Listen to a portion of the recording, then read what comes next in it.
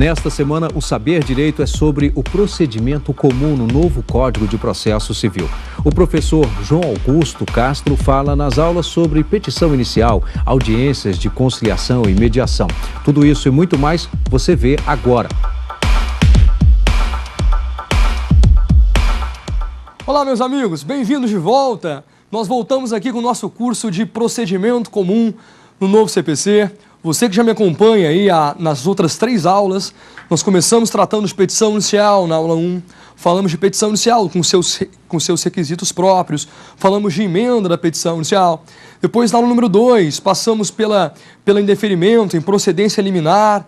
Na aula número 3, falamos também sobre as respostas do réu, falamos de contestação, reconvenção, revelia. Tem sido um grande prazer para mim trabalhar esse tema dos mais relevantes que há no novo CPC. E agora a gente volta aqui para tratar de providências preliminares, para conceber uma nova fase no procedimento, chamada fase de saneamento.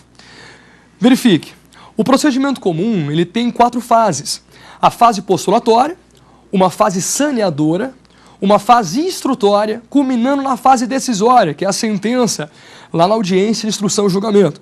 Agora, terminando as postulações do autor e do réu, vêm os autos conclusos ao juiz.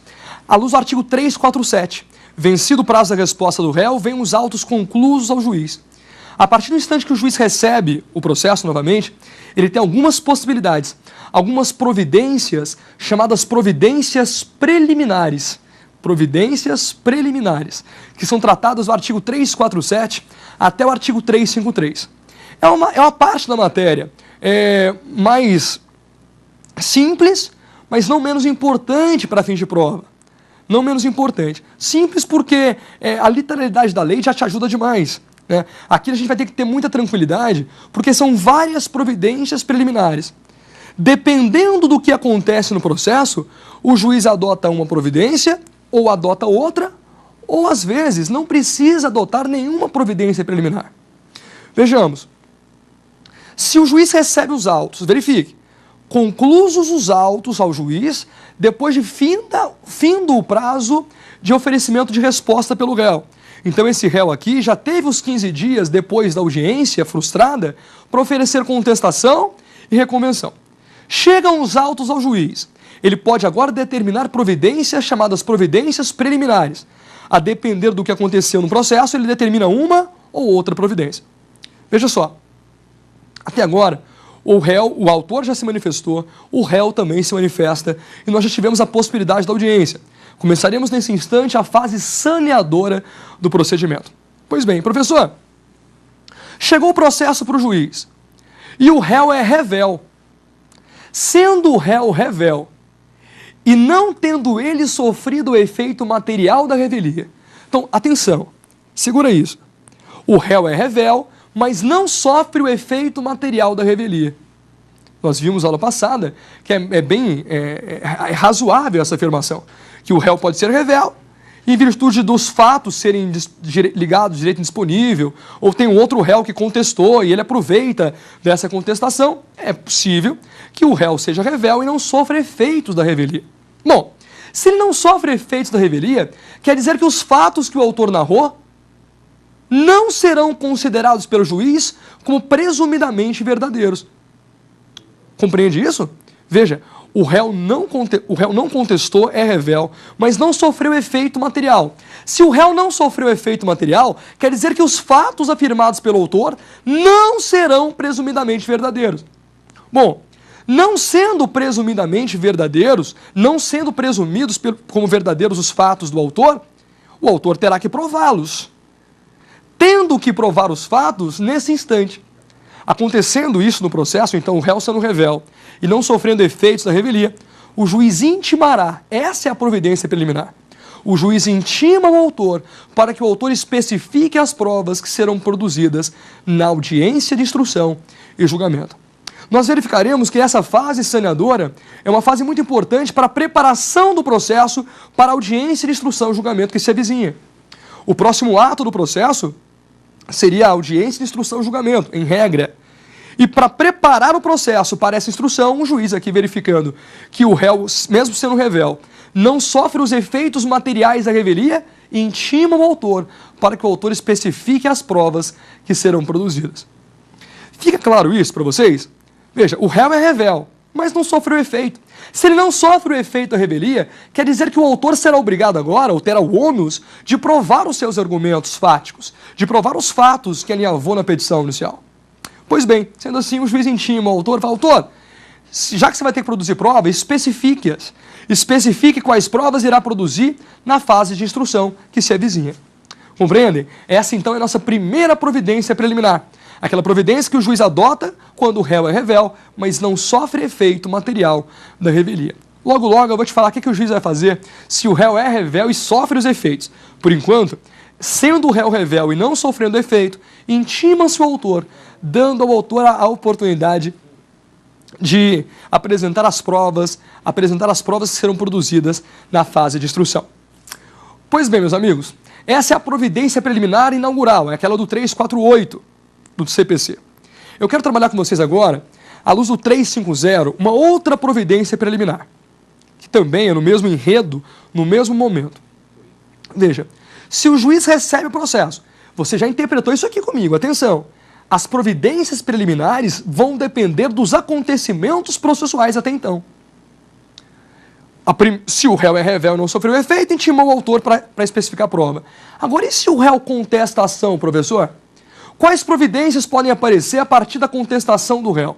Bom, se o réu contesta a ação, apresentando fatos novos em sua defesa, o réu contesta e na contestação, ele, sem negar o fato constitutivo do direito do autor, apresenta um fato novo. Se o réu apresentar fato novo, modificativo, impeditivo ou extintivo do direito do autor, apresentando o réu fatos novos, competirá ao juiz a seguinte providência: ele intimará a parte autora a falar sobre os fatos novos. Isso que nós começamos a chamar doutrinariamente com o termo de réplica. Então, se o réu em sua defesa apresenta fatos novos que modificam, impedem ou extinguem a pretensão do autor, competirá ao juiz a seguinte providência preliminar: intime-se o autor para se manifestar sobre a contestação do réu. Na verdade, nessa peça de réplica, onde o réu replica a contestação, onde o autor replica a contestação, estará o autor condicionado a replicar apenas os fatos novos. Não pode o réu falar de toda a contestação, mas apenas os fatos que são novos. Essa é a oportunidade para que o autor se manifeste sobre os fatos novos apresentados na contestação do réu. Fatos que podem ser modificativos, impeditivos e extintivos, e você colhe isso aí no artigo 350. Professor, alguma novidade aqui para mim? Honestamente, a réplica com relação aos fatos novos não é nenhuma novidade. O que é novidade aqui é o prazo da réplica. O prazo da réplica, que até então era de 10 dias, passa a ser de 15 dias no novo Código. É uma réplica de 15 dias, lembrando o que nós já raciocinamos em aulas anteriores, que esse prazo de 15 dias é um prazo, na verdade, muito maior do que 15 dias, uma vez que no novo CPC, os prazos fixados em dias serão contados apenas nos seus dias úteis. À luz do artigo 219, prazos fixados em dias serão computados apenas nos dias úteis. Além disso, que já incrementaria o prazo, nós temos aí um prazo aumentado de 10 para 15 dias, o prazo da réplica do artigo 350. Tudo bem? Eu acho que sobre isso nós temos uma pergunta importante aí vinda da rua. Vamos lá, vamos ouvir? Sempre que o réu contestar, deverá o juiz intimar o autor para a réplica? Não é bem assim, né? Muito embora muita gente pense que é assim, que se a réplica fosse obrigatória, o réu contestou, tem que ouvir o autor. Não é tão simples assim. A réplica vai surgir quando o réu na contestação apresenta fatos novos em sua defesa. Se o réu apresentar fatos novos em sua defesa, aí sim, nesse caso, o juiz intima o autor para que no prazo de 15 dias fale sobre os fatos novos narrados pelo autor numa peça que nós aprendemos a chamar de réplica, mas que em um outro lugar do Brasil fala-se em impugnação da contestação, é um termo razoável também, impugnação da contestação. Em Goiás, a gente usa muito esse termo. Lá não se fala muito réplica, vamos impugnar a contestação. Antigamente, no prazo de 10 dias, agora no prazo de 15 dias. Tudo bem? Então, não. Nem sempre a contestação sugere a réplica do autor, mas apenas quando ela trouxer fatos novos, modificativos, impeditivos e extintivos. Tá bacana? Pessoal, olha só. Aqui, vamos dar um exemplo, para não ficar muito solto isso, de um fato modificativo. Imagina, então, que o autor tenha pedido uma cobrança de uma dívida e o réu na contestação, sem negar a dívida excelência existe, mas eu não devo 50, eu devo 25. Eu já paguei a metade da dívida. Seria um caso de uma defesa indireta de um fato novo apresentado pelo réu, que seria modificativo da pretensão do autor. Então, todas as vezes que o réu apresentar fato novo, modificativo, impeditivo e extintivo, intima-se o autor para a réplica num prazo de 15 dias. Perfeitamente? Bacana! Pessoal, olha só, além dessa réplica do 350, há uma nova possibilidade de réplica. Nova não porque é no novo CPC, mas uma nova chance do autor ser intimado a replicar a peça do réu quando o réu, lá no artigo 351, quando o réu na sua contestação apresentar defesas preliminares. Sempre que o réu na contestação apresentar uma daquelas 13 novas defesas preliminares, quando o réu apresentar defesas processuais na sua contestação, o autor também terá a oportunidade de, no prazo de 15 dias, apresentar a sua manifestação sobre essas defesas processuais. Então, imagine os senhores que o réu, na contestação, tem arguído um vício de perempção, litispendência, coisa julgada, inexistência da citação, incompetência, qualquer das matérias enumeradas no artigo 337, apresentadas pelo réu em sede de preliminar, dá ao juiz a necessidade de intimar o autor para que ele tenha a possibilidade de réplica também da contestação, também no prazo de 15 dias. Tá bacana? Então, quer resumir a réplica comigo? Em 2 artigos, 350 e 351, se o réu apresentou fatos novos na sua defesa, fatos novos esses que podem modificar, impedir ou extinguir a pretensão do autor, ou se o réu na contestação apresentar alguma defesa preliminar, competirá ao juiz a intimação do autor para a réplica no prazo de 15 dias. Ora pelo artigo 350, ora pelo artigo 351. Bacana? Difícil? De jeito nenhum. Essa é a parte fácil da matéria. A fase saneadora é uma parte menos tormentosa, muito codificada, muito simples de entender com a leitura do código. Bacana, o que a gente pode fazer aqui é te dar alguns exemplos, como eu tenho feito, para melhorar um pouco o seu raciocínio. Veja só, agora, na nossa última providência preliminar, não é que está acabando a matéria de saneamento, é a última providência concebida no CPC como providência preliminar. Se o juiz verificar algum vício sanável no processo, verificado algum vício sanável que ainda é possível corrigir, então, a falta de uma outorga uxória, eventualmente a falta de um documento indispensável, a falta de um subestabelecimento, verificando o juiz um vício sanável, ele determina que o vício seja corrigido num prazo nunca superior a 30 dias. Essa seria, então, nossa última providência preliminar. Verificando um vício sanável, o juiz determina a correção do vício, intima a parte a corrigir o vício num prazo nunca superior a 30 dias. Tudo bem? Vícios sanáveis. Vícios sanáveis são os vícios que oportunizam correção. Oportunizando correção, o juiz, como nós já vimos lá na aula 1, ele tem que fazer toda a sua força possível para que o processo permaneça vivo para obter do Estado uma sentença de mérito, não é isso? Não é isso? O nosso foco no novo CPC é a sentença de mérito, é a composição do conflito de interesse. Sendo assim, nesse caso que o juiz percebe a ausência de um documento ou qualquer vício sanável, ele pode ainda mandar corrigir aqui num prazo nunca superior a 30 dias. E essa seria a nossa última providência preliminar concebida no nosso novo CPC. Tá bom? Então, providências preliminares, do artigo 347 até o artigo 353. Nós passamos por todas elas. Intima para a especificação de prova, intima o autor para a réplica e agora oportuniza a correção dos vícios num prazo nunca superior a 30 dias. Perfeito? Vem cá comigo então só. Olha que bacana. Você conhece petição inicial, você conhece citação, você conhece emenda, você conhece indeferimento, você conhece improcedência liminar, Você conhece a audiência inicial de conciliação, você conhece as situações em que ela não acontecerá, você já conhece o que é revelia, conhece respostas do réu, contestação, reconvenção, e agora o processo, ultimado o prazo de contestação, vem concluso ao juiz, ele determina alguma das providências preliminares.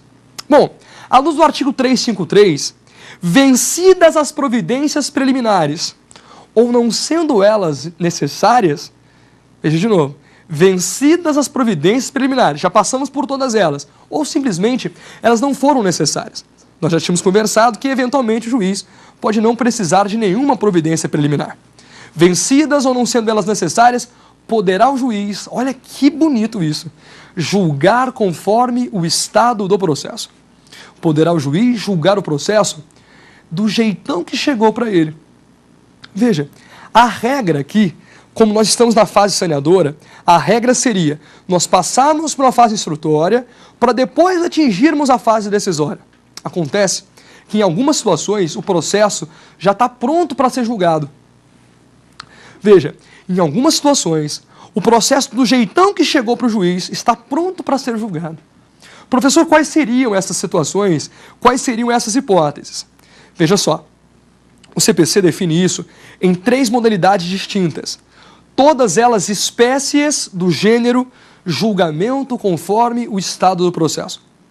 Poderá o juiz, vencidas ou não necessárias as providências preliminares, julgar conforme o estado do processo. Nas situações do artigo 354, 355 e 356. O juiz julgando o processo conforme o seu estado. Do jeitão que chegou para ele, o juiz bate pro gol, professor, é assim? É. Do jeitão que chegou para ele, o juiz está pronto para julgar. Bacana, eu entendi, professor. Quais são essas 3 situações? Primeira delas, no artigo 354, de extinção do processo. Sempre que o juiz, nessa fase, perceber que o processo tem que ser extinto, veja, se o processo será extinto, ele não precisa passar pela fase instrutória. Se você quiser resumir no seu caderno agora, você que me assiste anotando numa folha de caderno, é assim que eu sugiro para você. Quando é que o juiz julgará conforme o estado? Resume para mim, professor. Resume antes de falar tudo. Me dê um aspecto mais macro da matéria para depois torná-lo mais analítico. O juiz poderá julgar conforme o estado sempre que não for necessária a fase instrutória. Sempre que o juiz entender que o processo está pronto para ser julgado, porque não há necessidade em passar pela fase instrutória, ele julga conforme o estado. Só que a lei processual civil divide isso em 3 técnicas. Fala primeiro numa extinção, que o juiz poderia extinguir o processo, nos termos do artigo 485 e do artigo 487, inciso 2 e 3. Vamos com muita cautela aqui nesse artigo. Excelência, chegou o processo para o senhor, o réu acabou de contestar. O réu acabou de contestar e apresentou uma defesa preliminar. Nessa preliminar, ele disse que já há perempção, que já houve 3 ações idênticas, 3 extinções por abandono, e essa é a 4ª ação do autor. E o réu pede que o senhor, excelência, extinga o processo. Doutores, se o juiz acolhe a tese de perempção ou qualquer outra preliminar dita peremptória, ele vai extinguir o processo sem resolver o mérito. Perceba, se o juiz vai extinguir o processo sem resolver o mérito, qual é a necessidade de passarmos por fase instrutória? Compreendem isso? Se o juiz vai extinguir o processo sem que o mérito seja resolvido, não há nenhuma necessidade em passar por fase instrutória. Quando ele acolher a tese do réu ou verificar de ofício alguma matéria que gera extinção do feito.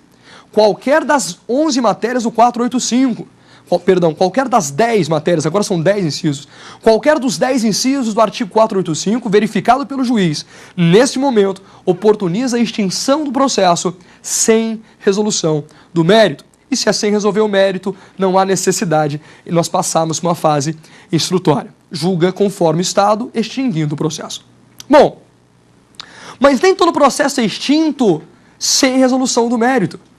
O mesmo artigo 354 fala, excelência, extinga também sem passar pela fase instrutória nas situações do artigo 487, inciso 2 e 3. Nas situações do 487, 2 e 3, Vossa Excelência também pode julgar conforme o estado, extinguindo o processo. Professor, não entendi. Bom, basta ler o artigo 487, 2 e 3.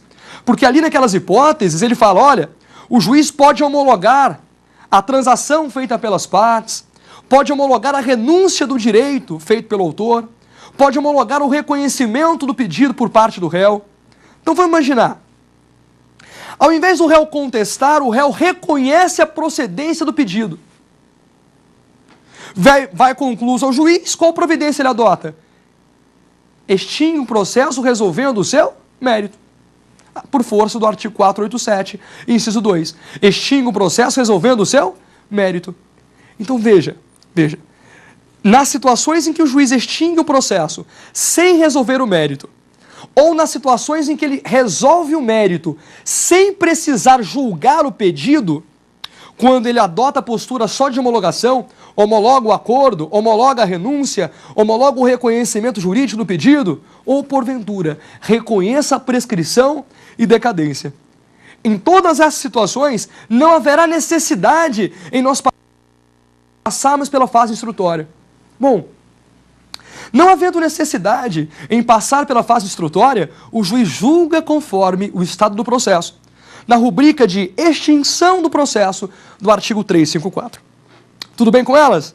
Em todas essas hipóteses, não houve necessidade em instruir o processo, ora porque o juiz extinguiu sem resolver o mérito, ora porque simplesmente ele adotou o papel de homologar acordos, de homologar autocomposições feitas, concebidas pelas próprias partes. Tudo bem? Ótimo.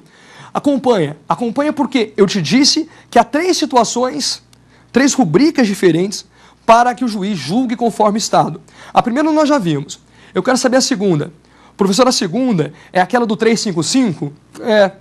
A segunda é o famoso e antigo caso de julgamento antecipado da lide. Julgamento antecipado da lide, que no novo CPC passa a ser chamado de julgamento antecipado do mérito. Julgamento antecipado do mérito. Eu quero que você em casa faça agora essa distinção importante.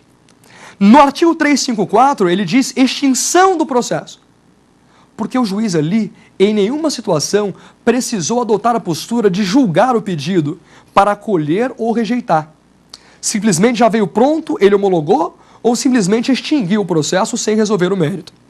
Nas hipóteses do artigo 355, diferente das outras, o juiz adota a postura de julgador. Ele vai enfrentar o pedido. Só que nesse enfrentamento do pedido para acolher ou rejeitar, não haverá necessidade de produzir prova. Então o juiz pode também, professor, julgar o pedido do autor sem produzir prova, julgando conforme está do processo? Sim, na modalidade de julgamento antecipado do mérito. O juiz julga antecipadamente o mérito quando, mais uma vez, quando não houver necessidade em nós passarmos pela fase instrutória. Ou porque a matéria fática já está provada nos autos, ou porque tudo que o autor afirmou nos seus fatos se tornou incontroverso quando o réu contestou. Então, ante a incontrovérsia dos fatos, ou da desnecessidade de se produzir prova deles, o juiz pode julgar antecipadamente o mérito da ação. Veja, repito, se não há necessidade em passar por fase instrutória, para que instruir? Julgue de maneira antecipada. Julgamento antecipado do mérito. E o segundo caso de julgamento antecipado do mérito, do artigo 355, é quando? Aí você vai gostar, porque você vai fazer agora uma análise mais completa do fenômeno. Você já sabe até então que se o réu não contesta, é revel. Revel que não sofre efeito da revelia. O juiz intima o autor para a produção de prova, para especificar as provas. Agora, atenção, muita atenção. Se o réu é revel e sofre os efeitos materiais da revelia, se o réu é revel, não contestou, e sofre a consequência material da revelia, que é a presunção de veracidade dos fatos afirmados pelo autor, se isso acontece, o juiz também julga conforme o estado na modalidade julgamento antecipado do mérito. Julgamento antecipado do mérito. Professor, por quê? Simples. Se os fatos do autor já são presumidamente verdadeiros, não há para o juiz necessidade em passar pela fase instrutória. Um dos fatos que não precisam ser provados, além dos fatos notórios e tudo mais, um dos fatos que não merecem prova são os fatos sobre os quais recai alguma presunção. Presunção de existência, presunção de veracidade, é o caso. O réu é revel, sofreu efeito da revelia. Papel do juiz, presunção de veracidade. Se os fatos do autor são presumidos, não haverá também necessidade de nós passarmos pela fase instrutória. E o juiz, nesse caso, mais uma vez, sentencia. Julga conforme o estado do processo, na modalidade julgamento antecipado do mérito. Ele salta a fase instrutória, como se ele pudesse sobrepor-se à fase instrutória, relevando a fase instrutória, partindo logo para a fase decisória, sentenciando, julgando o mérito da ação. Tudo bem? Veja só, você já entende o que é providência preliminar? Nós passamos por todas elas. Nós agora passamos à fase de julgamento conforme o estado. Vencidas as providências, sendo necessárias as providências ou não, vencida a etapa de providência preliminar, o juiz pode julgar conforme o estado. Ora para extinguir o processo, ora para extinguir o processo, ora para julgar antecipadamente o mérito, e enfrentar o pedido sem passar pela fase instrutória, para acolher ou para rejeitar. O juiz sentencia o mérito sem passar pela fase instrutória, sem designação da audiência de instrução e julgamento. Tá legal? Tá compreendendo? Que bom. Quer saber agora a novidade? Quer a novidade? Então segura a novidade. Artigo 356, pela primeira vez no CPC, pela primeira vez no nosso mundo do processo civil, pelo menos com previsão típica, o 356 autoriza o julgamento antecipado parcial do mérito. Um julgamento antecipado parcial do mérito. Pessoal, olha que importante esse tema. Olha que momento oportuno de falar de julgamento antecipado parcial do mérito. Veja, até então, nós concebíamos julgamento conforme o estado para sentenciar, ora extinguindo, ora resolvendo o mérito. E sejamos honestos, até então, nós só concebíamos sentença quando o juiz pudesse julgar todas as pretensões. Muitas vezes o autor formulava várias pretensões, uma delas já estava pronta para ser julgada, mas o juiz não julgava ela ainda, porque a decisão interlocutória não poderia resolver definitivamente o mérito. A única decisão no CPC até então, até 73, que resolvia com definitividade o mérito, era a sentença. E como sentença só há em regra uma por processo, o juiz ficava condicionado a esperar que todos os pedidos se amadurecessem para poder enfrentá-los todos, o seu mérito, na única sentença do processo.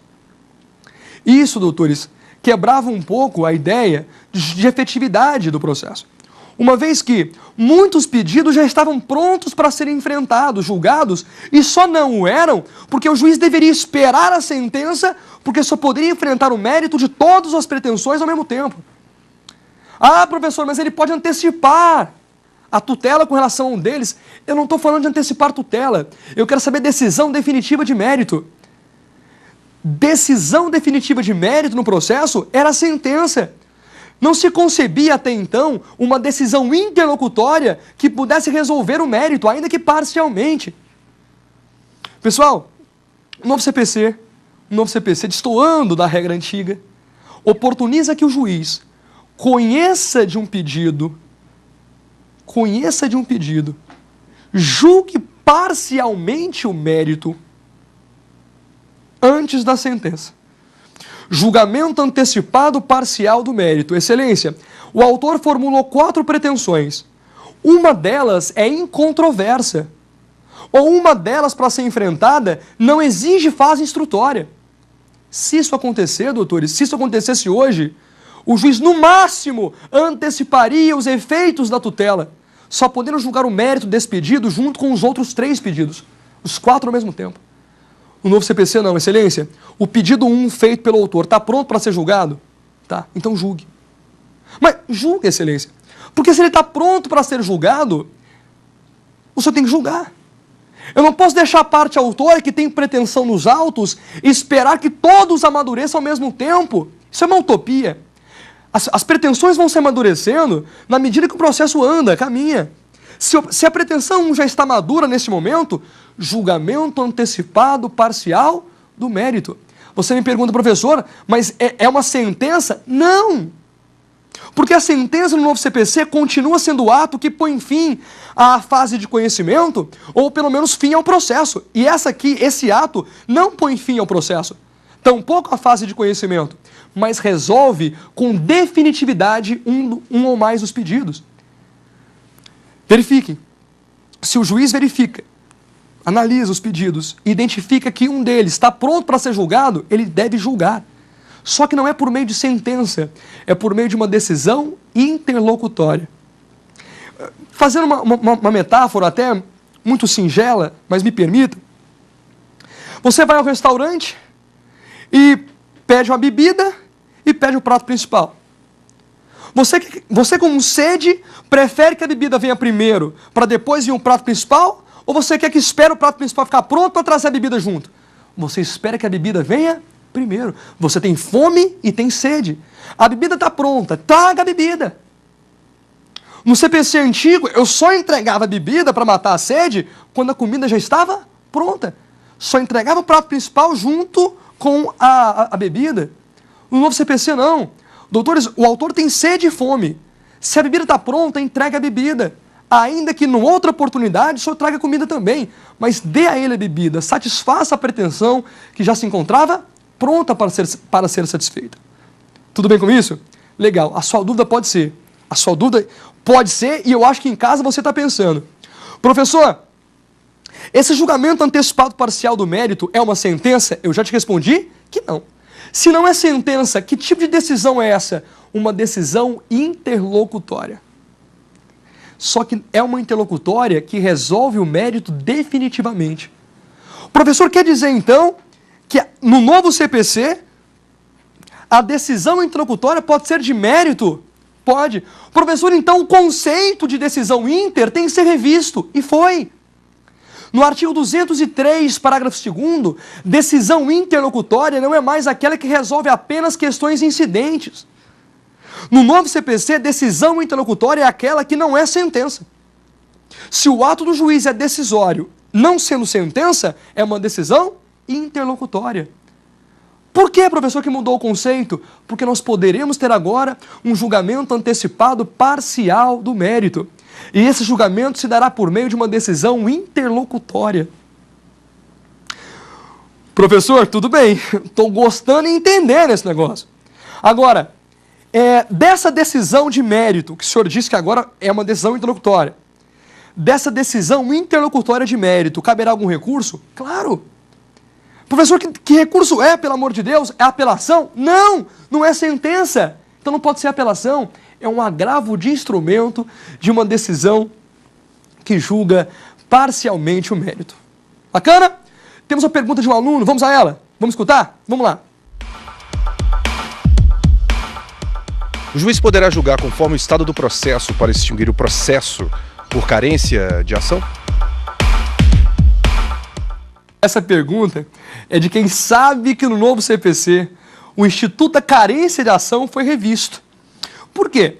Até então é carecedor de ação aquele que deixa de preencher uma das condições da ação.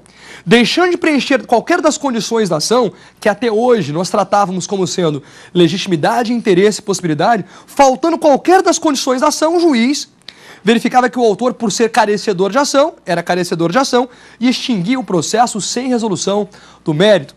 Acontece que no novo CPC, como nós já havíamos dito numa aula pretérita, no novo CPC não existe mais a categoria condição da ação. O novo CPC não prevê mais em nenhum dos seus 1072 artigos a categoria condição da ação. Não prevendo mais tal categoria, ele fala agora apenas em legitimidade e interesse. Não existe mais também, para forçar a extinção do processo, a figura da possibilidade jurídica do pedido. Até então, depois eu resumo, até então, o juiz verificando que o pedido era impossível, extinguia o processo sem resolver o mérito. No novo CPC não existe mais a extinção por impossibilidade jurídica do pedido. Se o juiz do novo código verificar que o pedido é impossível, deve improceder a pretensão impossível. Então, de condições da ação sobrou legitimidade e interesse. E o artigo 485, inciso 6, que traz o rol das extinções sem resolução do mérito, que falava em carência de ação, no antigo 267, inciso 6, do CPC de 73, não fala mais de carência de ação, não fala mais de condições da ação. Fala-se, não haverá resolução do mérito, ou o juiz não resolverá o mérito quando, inciso 6, quando faltar legitimidade e interesse de agir. Então, meu amigo de casa, o que nós entendíamos por carência de ação é agora tratado como causas de extinção do processo em virtude da falta de legitimidade e falta de interesse, que a doutrina majoritariamente entende tratar de pressupostos do novo processo civil. Não mais condições da ação, mas pressupostos do processo. Então, um juiz não extingue por carência, extingue simplesmente pela ausência de legitimidade e interesse, na minha concepção, agora uma falta de pressuposto do processo. Tudo bem? Bacana. Vamos voltar aqui. O que nós compreendemos até agora? Nós passamos pelas preliminares, conhecemos todas elas. Passamos pelas hipóteses de julgamento conforme o estado do processo. Vimos que é possível extinguir, artigo 354. Vimos que é possível julgar antecipadamente o mérito, 355. E a grande novidade desse momento processual fica por conta do julgamento antecipado parcial do mérito. Julgamento antecipado parcial do mérito, que é uma decisão definitiva do mérito, por meio de uma decisão interlocutória. Decisão essa passível de recurso de agravo de instrumento. E veja, olha que novidade isso. Se a parte não agravar da decisão interlocutória de mérito, essa decisão transita em julgado. Não tenha medo de dizer agora que uma decisão interlocutória de mérito pode transitar em julgado. Meus amigos, até então, decisões interlocutórias resolviam questões meramente incidentais ao processo. Tudo que era necessário ser resolvido, mas não era o mérito, era uma questão incidente. Merecia ser resolvido no processo, mas não era mérito. Ficava por conta de decisões interlocutórias. No novo Código, essa decisão interlocutória pode se tornar uma decisão definitiva de mérito, quando o juiz julgar antecipadamente e parcialmente o mérito. Julgamento antecipado parcial do mérito. Decisão inter, cabe recurso, agravo de instrumento. Não havendo recurso ou transitando julgado, se torna definitiva. E a parte pode buscar a sua execução definitiva. Execução definitiva de uma decisão interlocutória de mérito que transitou em julgado. Isso é tudo muito novo, né? Uma decisão definitiva de mérito por força de uma decisão interlocutória que, uma vez não agravada, transita em julgado e dá à parte exequente a oportunidade de buscar uma execução não provisória, uma execução definitiva do julgado da decisão interlocutória. Tudo bem? Veja só. Então, até agora, essa nossa aula, ela foi imaginada para nós tratarmos de 3 grandes assuntos. Das providências preliminares, do julgamento conforme o estado do processo, e nós culminaríamos, e assim faremos agora, com o entendimento do que é saneamento do processo, de decisão saneadora. Veja, me acompanha aqui. Decisão saneadora, até então, no antigo CPC, se dava em regra lá naquela audiência preliminar de conciliação. Você deve lembrar que no antigo código, no CPC busaidiano, no CPC de 73, nós só tínhamos a audiência de conciliação depois que o réu tivesse contestado. Agora, como ela vem no começo do procedimento, nesse momento não há mais necessidade de marcarmos uma audiência para conciliar, porque já foi tentado. Então o juiz fará o saneamento do processo por meio de uma decisão saneadora, por meio de uma decisão de saneamento. Veja, decisão de saneamento, professor, artigo 357. Professor, que bacana, eu tô começando a pegar gosto pelo procedimento comum, mas é só essa a intenção. É só essa a intenção, meu amigo de casa, que você, por meio dessa aula, de uma aula que, sejamos honestos, um curso de 5 aulas para procedimento comum é um curso enxuto de procedimento comum, mas te apresento nesse curso as principais novidades, sem tentar perder aí um exemplo, perder a didática. Eu espero que você esteja gostando, tá? Saneamento do processo. O que é uma decisão saneadora? É uma decisão onde o juiz apara as arestas, deixando o processo pronto para o próximo ato, que é a audiência de instrução. Então veja, lá no CPC, vencidas as providências preliminares, nós tínhamos o julgamento conforme o estado do processo. Venceu as preliminares, pode julgar conforme o estado.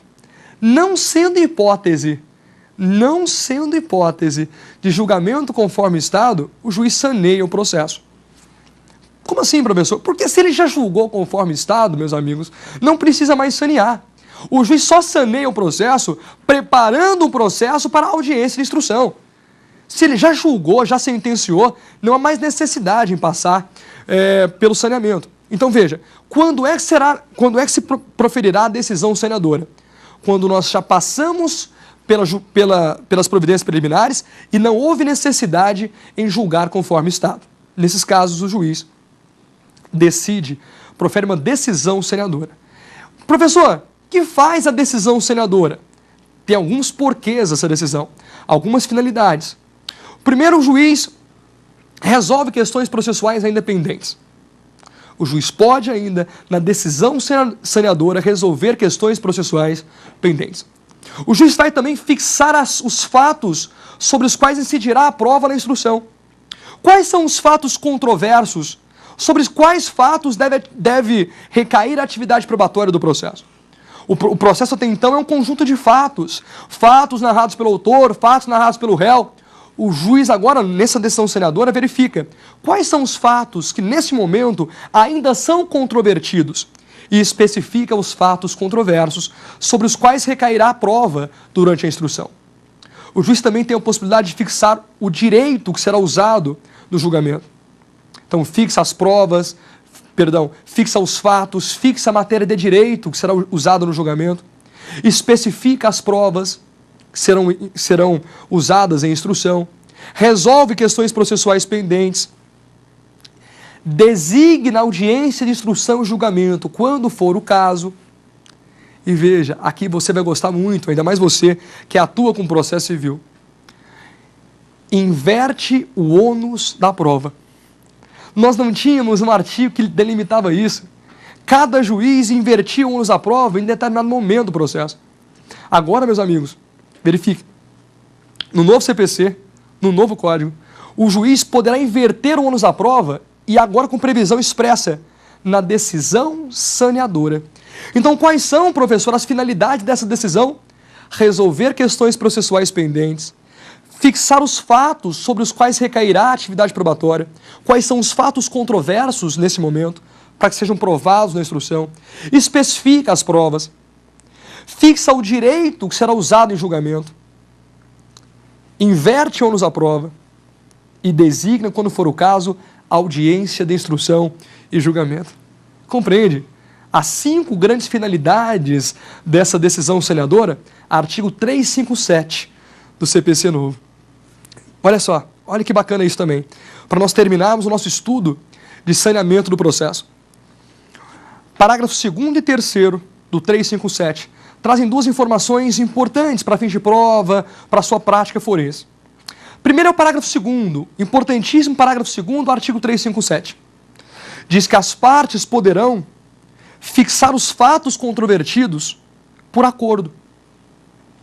Então eu estou num polo do processo, você, meu amigo de casa, está em outro polo do processo, eu vou no seu escritório, nós fixaremos os pontos controversos e entregaremos para o juiz o processo já parcialmente saneado. Excelência, os fatos que nós reputamos como controvertidos são esses. Acordo sobre as regras do saneamento. Interessante ou não? Mais interessante fica se você sair do artigo 357, parágrafo 2º, meu amigo, e ler o artigo 190. O artigo 190 do novo CPC cria uma possibilidade genérica de negociação processual. Dá às partes uma oportunidade ampla de fazer acordo sobre as regras do jogo, para aumentar prazo, para diminuir prazo, antes ou no curso do processo, criando um procedimento que o professor Vanbier chama de procedimento especialíssimo, que serviria só nós dois, só para esse processo nosso. Nós faríamos a distribuição dos encargos probatórios, poderíamos diminuir prazos para a defesa, isso tudo em um acordo prévio ao processo. Artigo 190. Artigo 190, um dos artigos mais importantes a a serem estudados, a serem enfrentados pelo estudante do novo CPC. Tudo bem, mas aqui é muito simples, né? É uma possibilidade de nós fixarmos pontos controversos, por acordo, levando ao juiz o processo parcialmente saneado.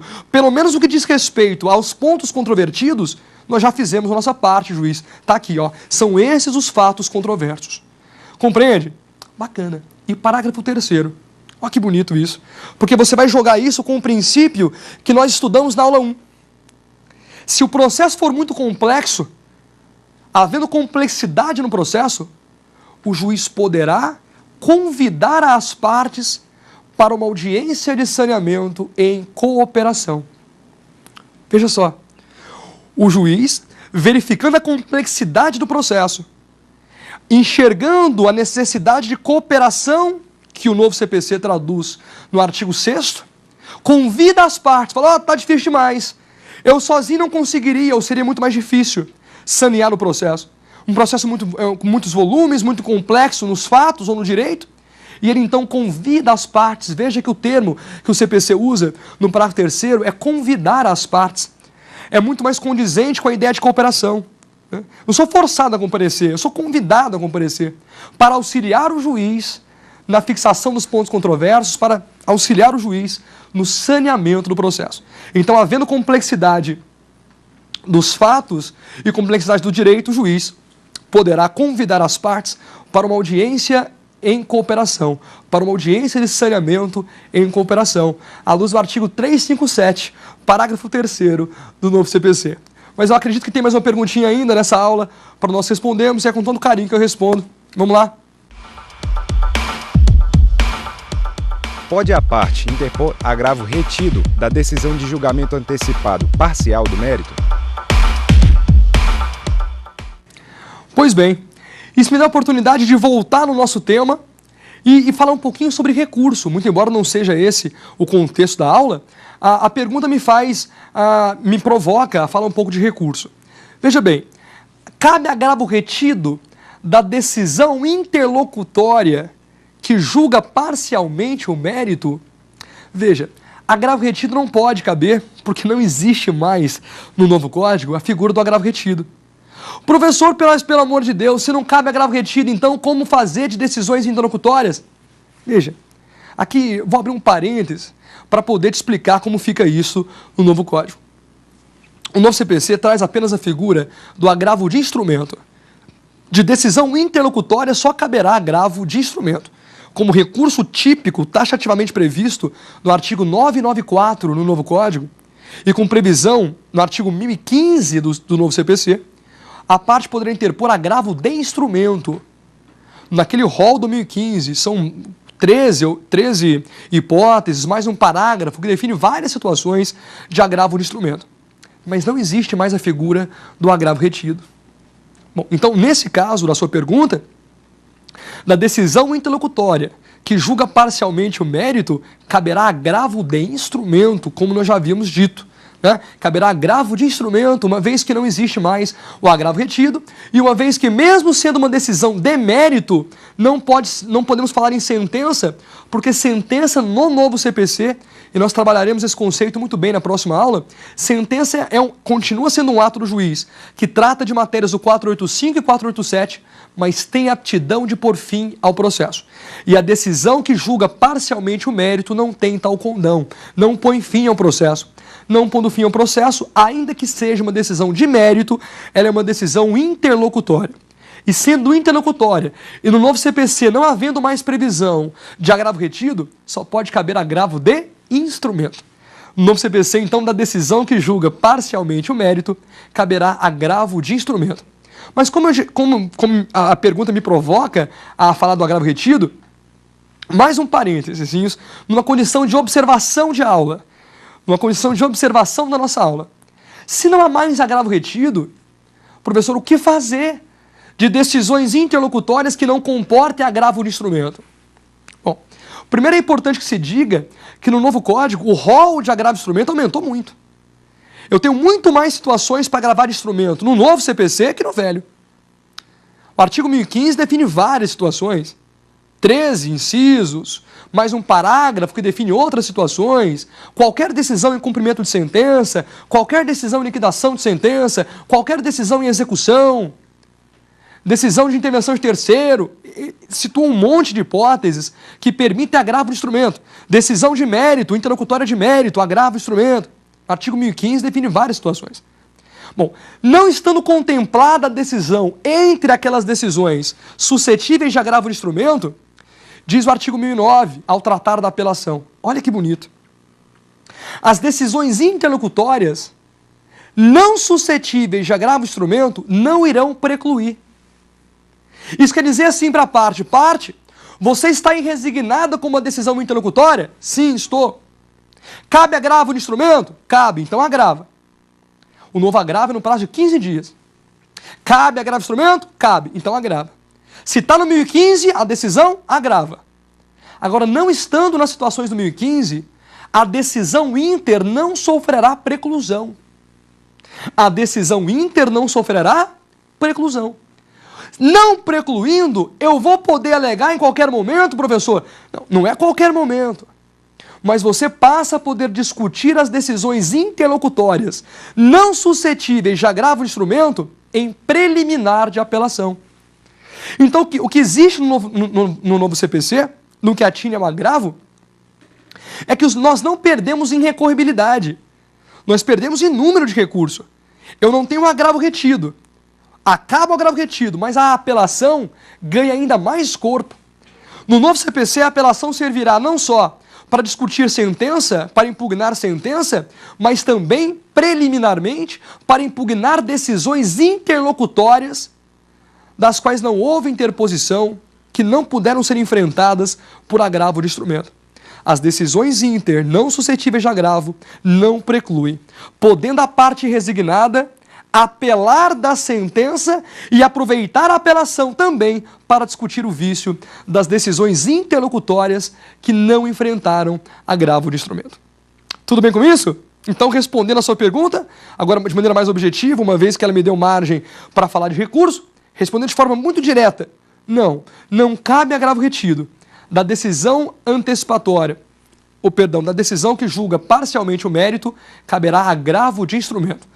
Não interposto o recurso, ela transita em julgado, podendo ser executada definitivamente. Essa talvez seja a grande novidade aí dessa parte de saneamento. Tudo bem? Decisão interlocutória que resolve com definitividade o mérito, ainda que parcialmente. Tá legal? Show! Volta aqui. Vamos falar agora, professor, da possibilidade de audiência. Vamos preparar a nossa aula número 5. Vamos fazer isso? Preparar a aula número 5 é fazer um início de transição entre o saneamento e a instrução do processo. Naquela decisão saneadora, se o juiz especificou prova testemunhal, as partes serão intimadas num prazo comum de 15 dias para apresentar o rol das testemunhas. Veja, mudou, professor? Mudou demais, pessoal. Mudou demais porque no antigo código não definia esse prazo, o juiz é que fixava o prazo. Não fixado o prazo no antigo código, antecedência mínima de 10 dias da audiência. Agora não. Na própria decisão saneadora, o juiz já fixa um prazo, especificando a prova testemunhal, é claro. Se tiver que colher prova em audiência, prova testemunhal, o juiz já fixa um prazo de 15 dias. Prazo comum para que as partes apresentem o rol, com até 10 testemunhas do autor, até 10 testemunhas para o réu. Um rol apresentado no prazo comum de 15 dias. Tudo bem com isso? Prazo comum de 15 dias para a apresentação do rol das testemunhas, as partes sendo intimadas para apresentar o rol a partir da decisão saneadora.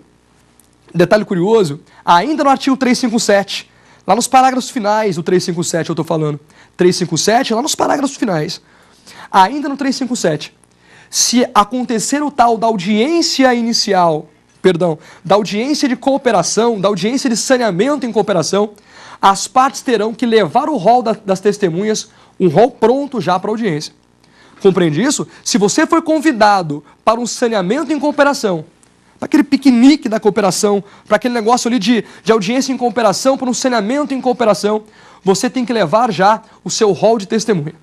Não acontecendo a cooperação, não acontecendo a audiência, sendo uma decisão saneadora, prazo comum de 15 dias. Tudo bem? Então, olha só. O que nós falamos de importantíssimo nessas três partes da matéria? A nossa aula nós tratamos de julgamento, de providências preliminares, perdão, de julgamento antecipado, conforme o estado do processo, e falamos também, agora culminamos com o tema de decisão saneadora. Três temas importantíssimos, três temas muito importantes. Providência preliminar, julgamento conforme o estado e decisão saneadora. Tudo bem? Olha só. Pontos altos disso aí para mim. Pontos altos. A possibilidade de julgamento antecipado parcial do mérito, sem dúvida nenhuma. Prazo de réplica aumentando de 10 para 15 dias. Rol de testemunha apresentado em 15 dias prazo comum. Possibilidade de saneamento em cooperação. São os pontos altos. Por que pontos altos? Pontos que sofreram mais alteração no novo CPC e, por certo, serão mais cobrados em prova. Tudo bem? Compreendido então o saneamento do processo, eu já te convido aqui, ó. Nós fizemos a transição, eu comecei a te falar de instrução, havendo necessidade de prova, o juiz designa a audiência de instrução na decisão saneadora, as partes têm um prazo de 15 dias para apresentar o rol, né? Está preparadinho o nosso procedimento para a próxima fase dele, que é a fase instrutória. Tá legal? Preparamos o processo para a fase instrutória a partir das providências preliminares, do julgamento conforme o estado do processo, da decisão saneadora. Então, te convido você continuar conosco aí na aula número 5, para nós falarmos agora de audiência, instrução e julgamento, de sentença e de coisa julgada, terminando assim esse curso rápido de procedimento comum, esse curso nosso semanal de procedimento comum, que você tem me dado a alegria da sua companhia até então, tá? Te convido para a aula número 5, para nós continuarmos tratando dessa matéria. Um grande prazer estar com vocês novamente, fiquem com Deus, até a próxima. Tem dúvidas sobre o assunto? Então mande um e-mail para nós, saberdireito@stf.jus.br. Você também pode estudar pela internet acessando o site da TV Justiça, www.tvjustiça.jus.br.